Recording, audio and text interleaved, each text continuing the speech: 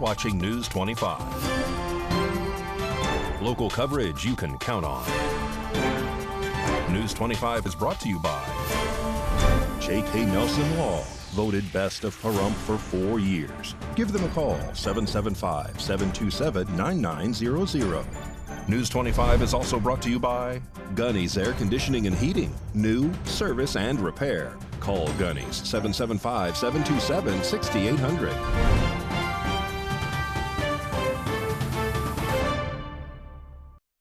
Hello and welcome to this edition of News 25. I'm Unette Gentry. Thanks for joining us on 8th Country Radio, and we're streaming at KPVM.TV. We're also on your Roku devices. It is Tuesday, September 3rd. We hope you had a safe and happy Labor Day weekend.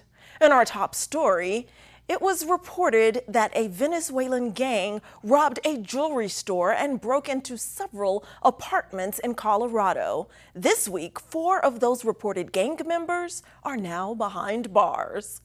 In a recent development, Aurora police of Aurora, Colorado have intensified their efforts against the Venezuelan gang Tren de Aragua following the incidents linked to the criminal organization.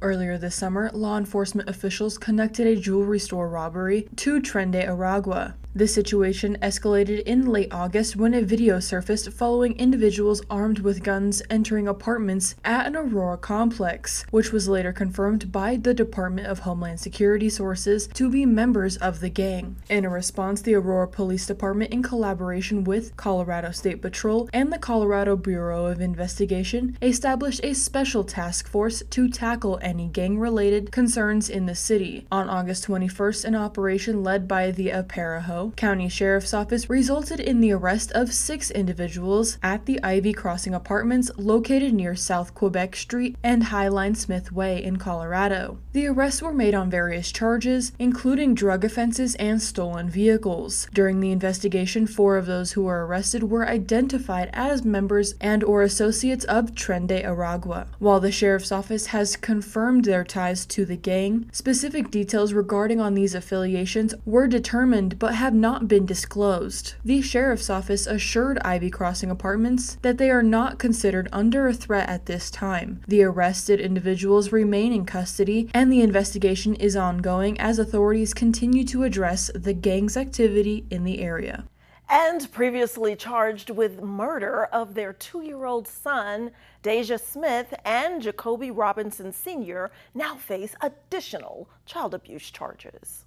Deja Smith and Jacoby Robinson Sr. are now facing new charges of child abuse in connection with their second child. This development follows their indictment of the murder of their 2-year-old son, Jacoby Robinson Jr. The couple, who initially faced a murder charge for the death of Jacoby Jr. and a single count of child abuse related to their younger child, now face 7 additional counts of child abuse, resulting in substantial bodily harm. Smith and Robinson, who have 5 children together, including Jacoby and 2 younger siblings, had 3 prior interactions with the Clark County Department of Family Services. During one of these interactions, an investigator noted that the younger sibling had injuries to his face and neck, which Smith attributed to a fall from a bike. However, further examination revealed whip marks on the child's body. Documents suggest Smith and Robinson may have used belts and power cords to inflict injuries on Jacoby and his younger brother. Smith has denied hitting the children, claiming Jacoby suffered a seizure during his death. In a recent interview, Robinson denied any involvement in the abuse, placing the blame on Smith. He also mentioned that he was attempting to devise a plan to leave with the children but was unaware of the extent of the abuse. Photos obtained show significant bruises and scars on both Jacoby and his younger brother. These injuries were not present in earlier photos taken when the children were under the care of family services. Prosecutors have also revealed that Smith sent a letter from jail to Robinson Jr. disclosing sensitive details about the case. The letter expressed regret and sorrow over the abuse and murder, further complicating the case. As of Thursday, both Smith and Robinson remain in jail without bail. Their next court appearance is scheduled for September 4th.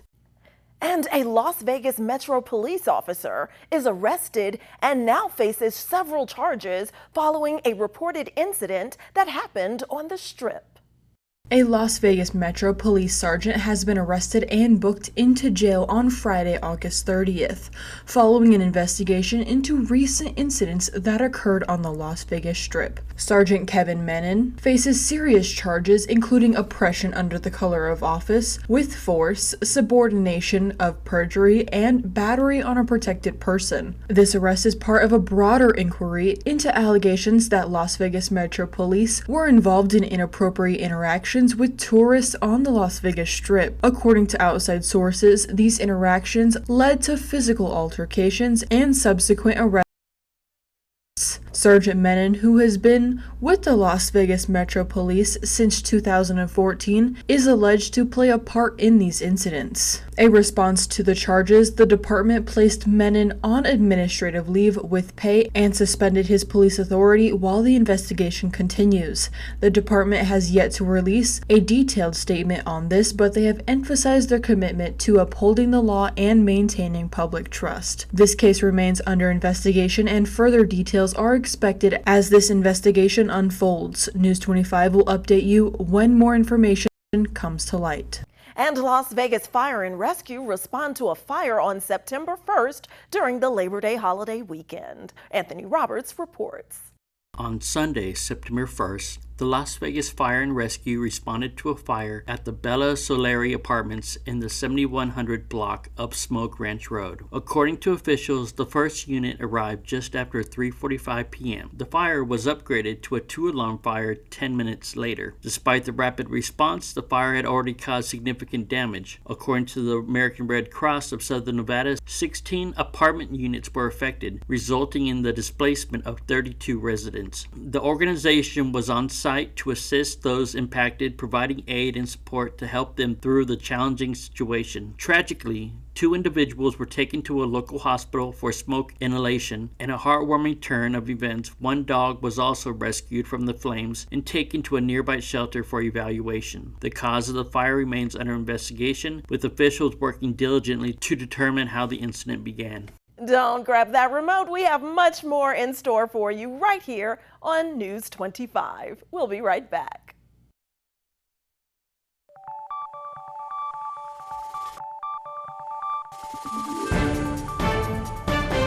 You're watching News 25. Local coverage you can count on.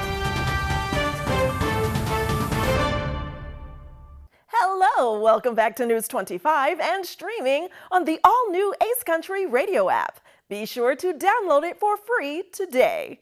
And turning back now to area news, the Las Vegas teen who's facing several charges of terrorism appears in court this week. Rory Rossell has more on this story.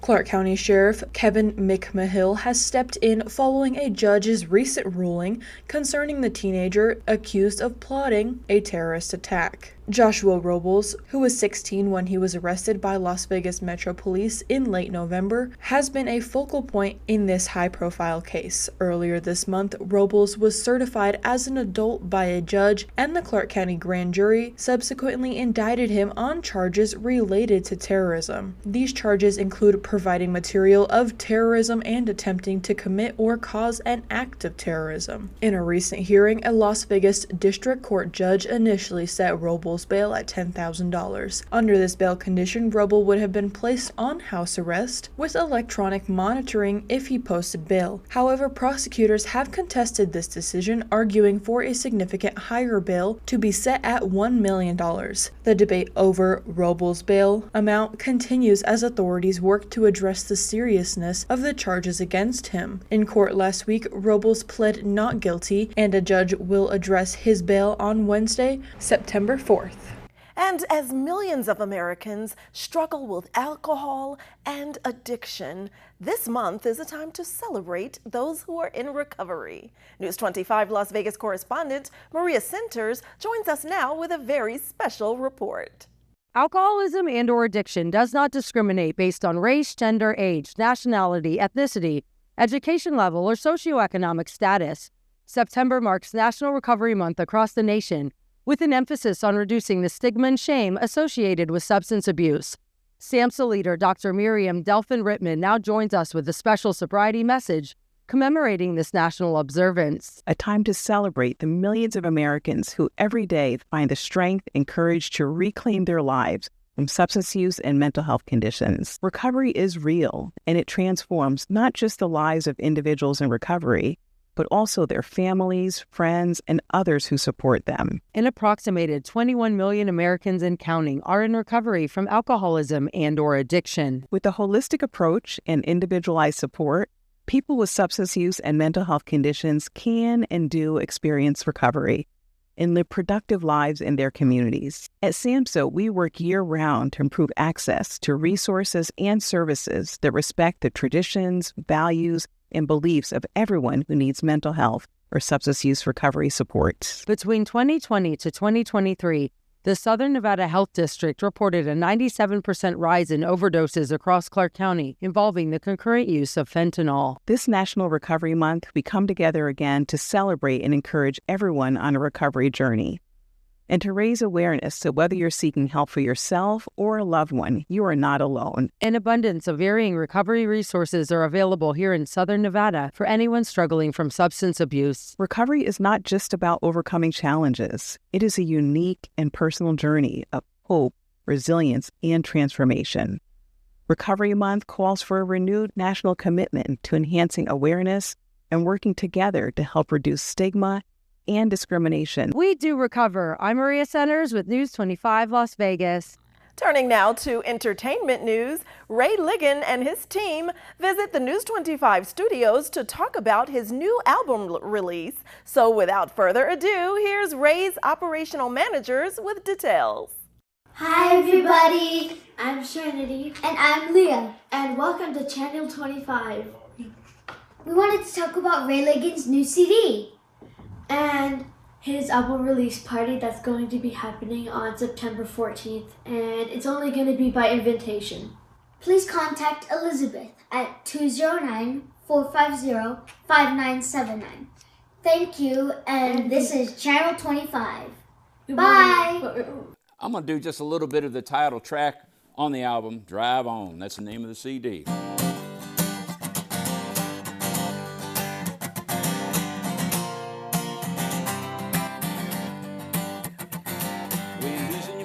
Cause you get behind, you don't know what to do, what's getting to you. You ain't taking no slack, you're gonna drive on.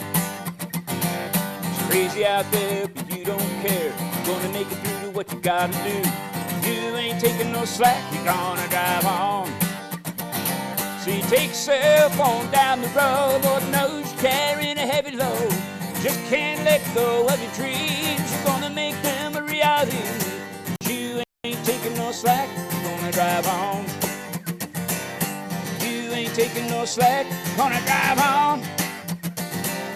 That's a little bit of the song. You can check me out on all the streaming platforms. My album is available there as well.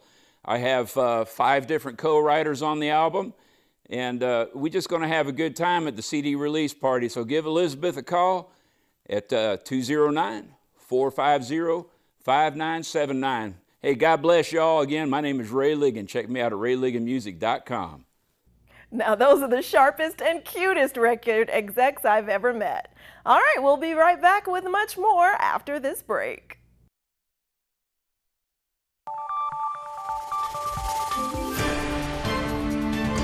You're watching News 25. Local coverage you can count on. News 25 is brought to you by Mountain West Lawyers, Injury Attorneys, 727-9500. Welcome back to News 25. Well, we have a new wiener in town when it comes to competitive eating. Here's Mikey Ruhan with more in sports.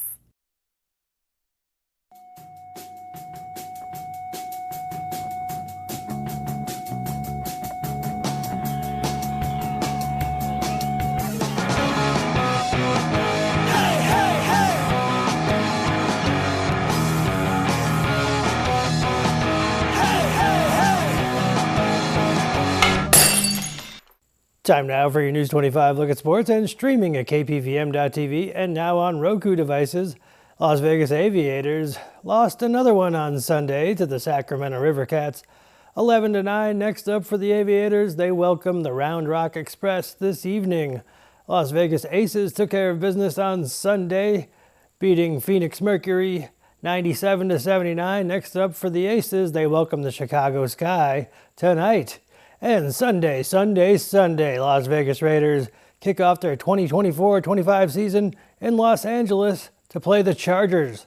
Labor Day marked the end of a long-time rivalry between competitive eaters Joey Chestnut and Takaru Kobayashi. Chestnut inhaled 83 hot dogs in 10 minutes to win the $100,000 grand prize at Las Vegas Luxor Hotel and Casino on Monday. And that's your look at sports on News 25. I wonder if he's accepting challengers. I think I can take them. All right, thanks, Mikey. And Valley Electric Association thankfully has secured a significant grant that will benefit the cooperative. That funding will support construction of a large solar facility right here in Pahrump and a solar battery and storage facility in Fish Lake Valley. Here's VEA with more. This segment of News 25 is brought to you by Valley Electric and its family of companies focused on serving our members. We're better together. President Biden and the United States Department of Agriculture is proud to invest $80 million in Valley Electric to deliver this energy, to cooperate on this work, and both for the solar as well as the storage for these projects, both in Pahrump and in Fish Lake Valley. Days like today don't happen all the time. I mean, it takes a concerted effort, and it takes a team, and the group of employees we put together to work on these grants. Valley Electric was started out of necessity to bring this community what it needs, and it continues to do that. And I am so excited and proud of each and every single one of you. So the project is, basically there's two projects. We have one project in Fish Lake Valley that's focused on reliability and resiliency for one of our most difficult to serve communities. So that's a solar and storage project, a megawatt of solar, a megawatt of storage. And basically what it does is it helps back up all of the residential loads, critical services, we hope cell phones, gas stations, etc. In Fish Lake Valley. The only solar in the project is a 1 megawatt solar going up to Fish Lake. The bulk of the project is in the Pahrump, and it's storage only. It's 35 megawatts of storage. We're going to have 35 megawatts of energy storage that we will release from typically 5 o'clock to 9 o'clock.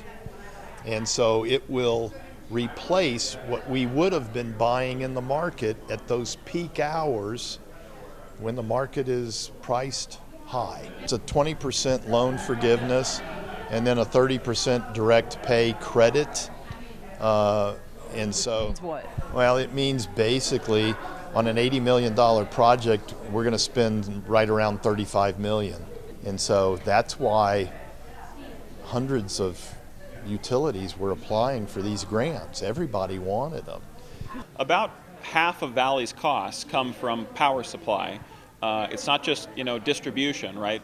The members out there see the wires, they see our linemen, they see people in the community, they see member services, but a huge amount of our costs come from actually buying power and transmitting it to our members in Pahrump as well as Amargosa, Sandy Valley, Beatty, Fish Lake. So a huge amount of costs come from there, and what this project does is it mitigates risk in those critical periods. We thought that battery storage was the right answer. The power supply market has become increasingly volatile at that time in the evening when loads are highest, and so battery storage is a nice solution where we can tailor that generation, that stored power. We can dispatch it at exactly the right time when demand is highest and avoid some of the highest priced market power that's around.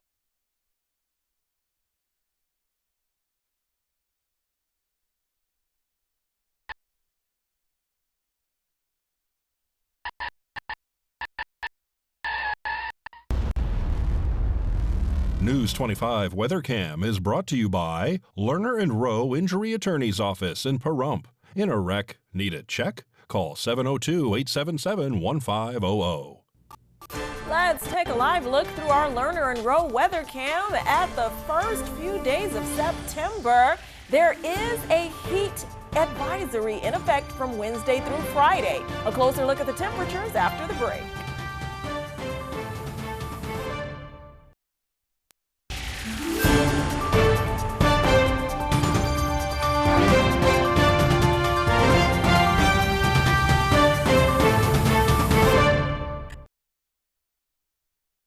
Good evening, Nevada. I'm Rory Rosell here from the Channel 25 Weather Studios and streaming everywhere at KPVM.TV and now Roku.